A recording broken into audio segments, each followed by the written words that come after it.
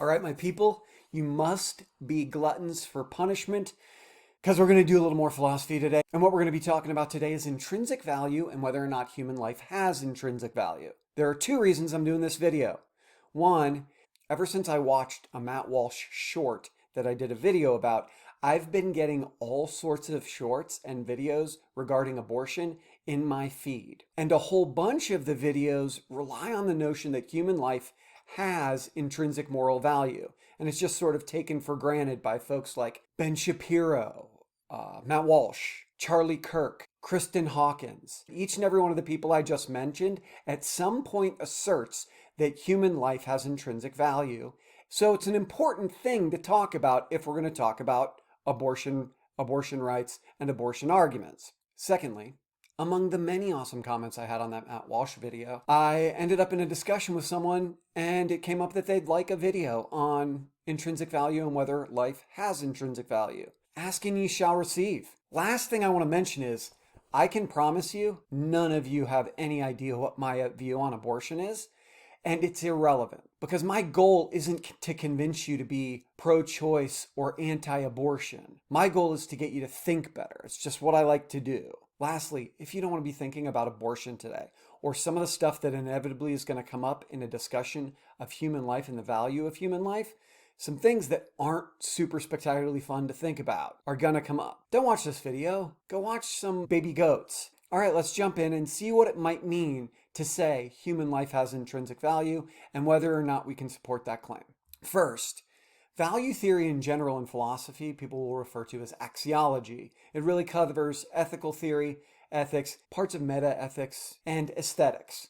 Theories that have to do with the value of what's good or beautiful, what's valuable, either aesthetically with regard to beauty or morally, ethics. There are really two types of value that people talk about: extrinsic or instrumental value, which are those things that are good because they're good for something else. So money's a classic example. Money in and of itself isn't very good. It's useless to you if you're stranded on a desert island with a pile of money, but it's really good for other things. You can buy things you want or that satisfy your desires or that you like with it.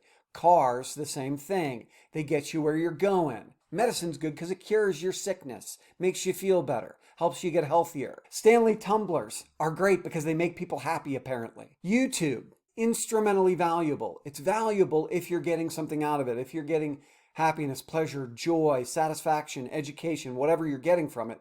But a computer screen playing endless YouTube videos into a void, very few people are going to say it's valuable in and of itself. And that's what leads us to conceptions of intrinsic value. The sort of value that all the people I mentioned earlier want to say human life has. Intrinsic value is the stuff that is good in and of, maybe for, and by itself. It's just good. Angel choir good. Like, if you just have that stuff, it's good, not for something else, just because it's good in and of itself. And that's a tricky concept to get a handle of, and here's a way to think of it that might make it more accessible. Imagine we have two possible worlds, not two parallel universes, not some kind of multiverse. I'm just giving you two hypothetical possibilities to illustrate something about the concept of intrinsic value. So imagine you have a world with absolutely nothing in it, a universe that contains nothing at all, just an empty void, right? It's just hypothetical. And then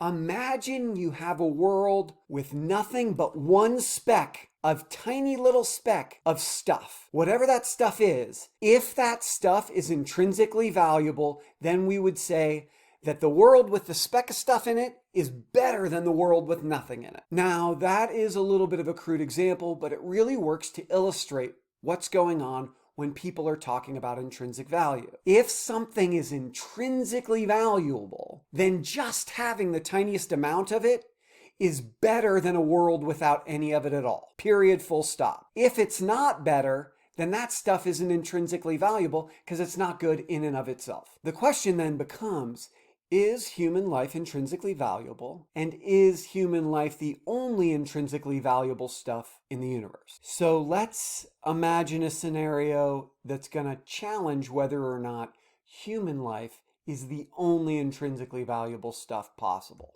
If we look at this scenario, world A, again, has nothing in it. And world B has nothing in it but my one little alien. Imagine this alien has thoughts, feelings, desires, reflects, acts on their own accord, at least believes themselves to have free will, is capable of meaningful, loving, caring relations, has feelings.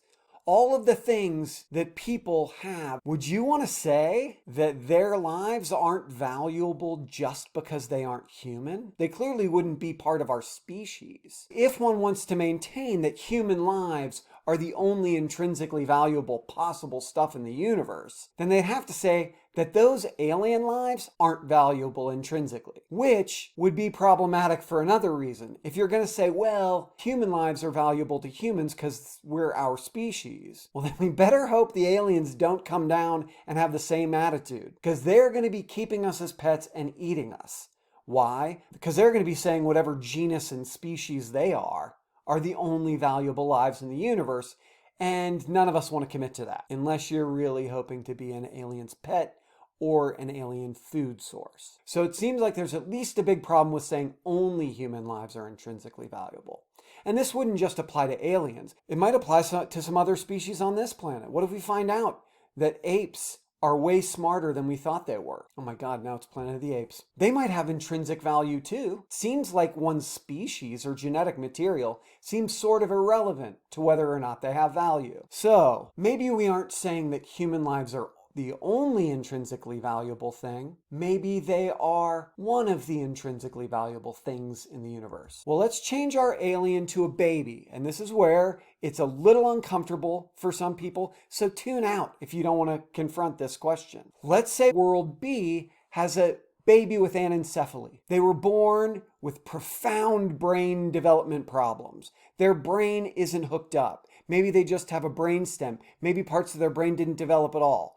What we do know is that babies with anencephaly can be kept alive for a very, very short period of time, but they are not experiencing anything. They are not conscious. They are not capable of thought, reflective awareness, understanding, feelings at all. Is the world better for those few hours that the baby with anencephaly is alive? Because that baby meets the criteria of life that Ben Shapiro, Matt Walsh, Kristen Hawkins, and Charlie Kirk offer. But plenty of people would argue there's no consciousness, there's no feelings, there's no desires, there's no potential for caring relationships, there are no caring relationships, there's no thoughts, feelings, desires, free will at all. So it seems really, really difficult to come up with an account of how just the existence of the human life would entail moral value or goodness in world B that isn't in world A. That's the big challenge if one wants to say that human life is intrinsically valuable. If you want a really great discussion of how and why the question of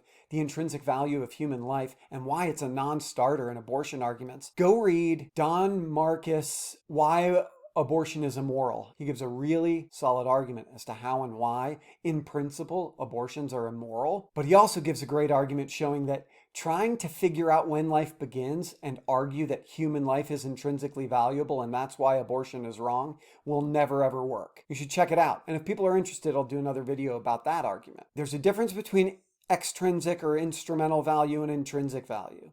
If something's intrinsically valuable, it's good in and of itself. Angel choir singing, it just glows on its own with value. Arguing that human life in and of itself is intrinsically valuable is pretty difficult because they have to deal with objections like, what about aliens and what about the baby with anencephaly? If you can't account for those, then unless you're working with a very, very unconventional and different definition of intrinsic value, it's going to be hard to defend and support the idea that human life in and of itself is valuable. Thank you, those who commented on the last video. Thanks to those who continue to comment. Thanks for the time watching this video. I hope it clears some things up and challenges people to think about what they believe to be intrinsically valuable. Thanks for the time. Bye.